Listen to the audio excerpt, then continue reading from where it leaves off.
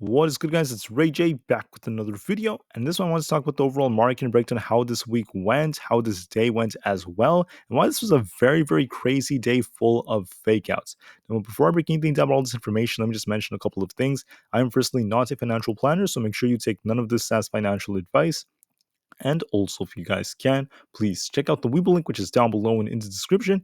If you sign up for Webull, the link down below, and deposit any amount of money into the account, you are guaranteed up to 12 free stocks. The offer ends in just about 4 days, so check it out before they run out. With that out of the way, let's get on with the video. So looking at SPY, we had a very interesting day. I mean, in my video from yesterday, I made a prediction that the market would get a pump and a drop. We sort of did that in the beginning, but then after, this drop happened, I made another video and I was thinking that we might see some more downwards pressure just looking at the technicals. They were looking very weak at one point. And what ended up happening was the market ended up getting bought right back up, and we saw lots of fake outs. The market was pretty insane, pretty wild today during the last couple of hours, especially. It was pretty much just insanity. So we got a very nice pump in the morning, right? This is what we were expecting because I mentioned to you all that the market could try to gap up because of earnings and also because of PCE data that was coming out. And then what happened was we basically got this pump and then we got these back tests of the VWAP. And after getting this bounce off VWAP, the market continued to pumping. We broke above 456. And I told you guys in the morning, if we broke that, if we kept going, the next important level is going to be very close to 458. But the level I had drawn was right here around 457.8. So we came very close to our next resistance level. And then after getting the rejection, we started to come down, and then I released a video. There could be some downside coming. We did actually drop after I released the video, but then the market ended up bouncing after that, and we got this very aggressive drop. This was basically a really nice grab of liquidity before they let the market just completely change directions. And then after this happened, we got this fake drop right here. Lots of fake outs, lots of choppy price action. It was very tricky after that. They were trying to trick a lot of investors, make it very difficult for them. And they basically just kept the market sideways for the last couple of hours to screw over people who were still able to buy those really short dated options. So lots of manipulation. It was pretty insane, pretty wild. Uh, for my prediction, I was right and wrong at the same time. Was I right about the pump and dump? To some degree, yes, but not entirely because the market did not just drop continually. By the end of the day, it actually rebounded and tried to hold up for the rest of the day. And then also it went a little bit higher than what I was expecting. I didn't expect it to pump this high. I like to be as honest as possible with everyone. I also want to note that I can't predict everything perfectly because, first off, I'm a human. I can't really look at everything in a very perfect manner. I don't know the exact levels we're going to test on a day-to-day basis.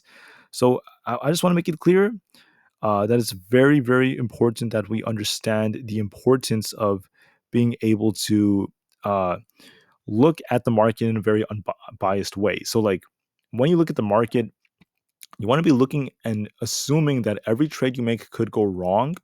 And in doing so, okay, you want to have a stop loss to save you in case something does not go as planned. So that's why, if you're trying to short this pop up here, or if you try to short right here, you could have made a mistake by accident. Sometimes that could happen, and then you have a stop loss set just to save you if in case worse comes to show.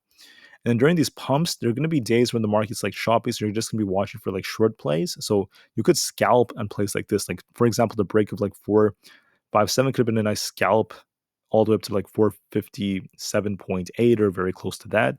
That was a nice scalp, and then coming down and breaking below 457 could have been another scalp. There's a really good short entry right here at 457.5. This rejection for 455, that could have been another good scalp, right? You could have scalped these over a period of less than an hour, and then you could have bought calls at 455. These are just some examples, guys. These are just some examples about how things can really move.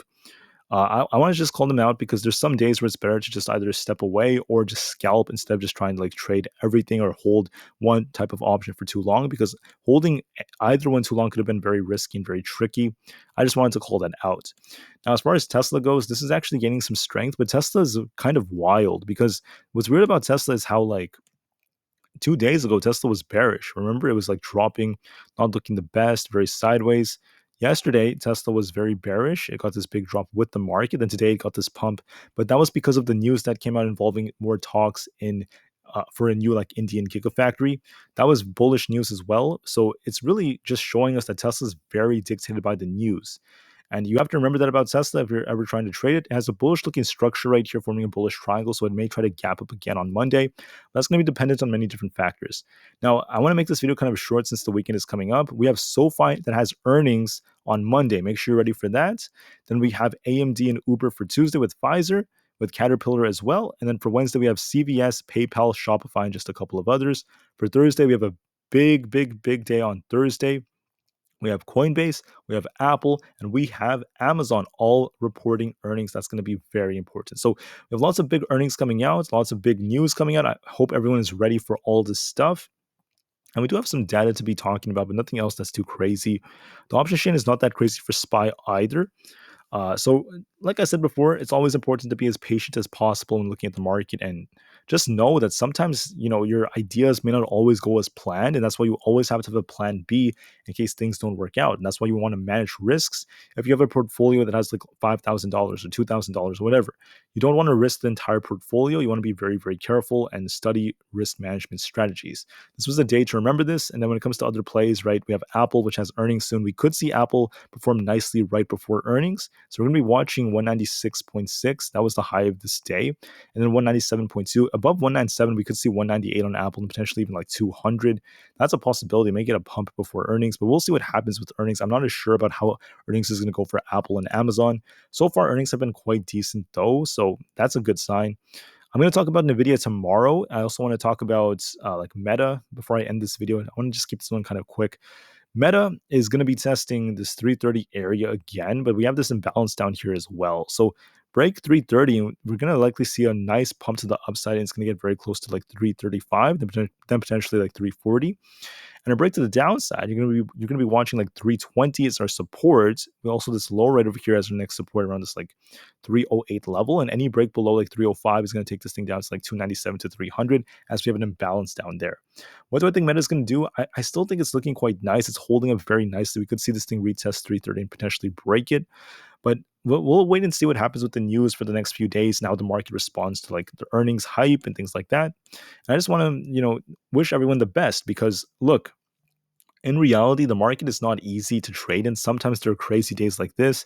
Yesterday was much easier to trade when you had like short positions. The market was clearly on a big downtrend, but today it was very tricky. I mean, we got this pump, we got this dump, we pushed up, we started dumping, came back up, we dumped, and it was all over the place during the last couple of hours. Lots of trickery on Fridays, and then we can remember that Fridays have lots of trickery oftentimes. So always be careful on a Friday, and don't forget that there's lots of manipulation out there that's just designed by those market makers and etc.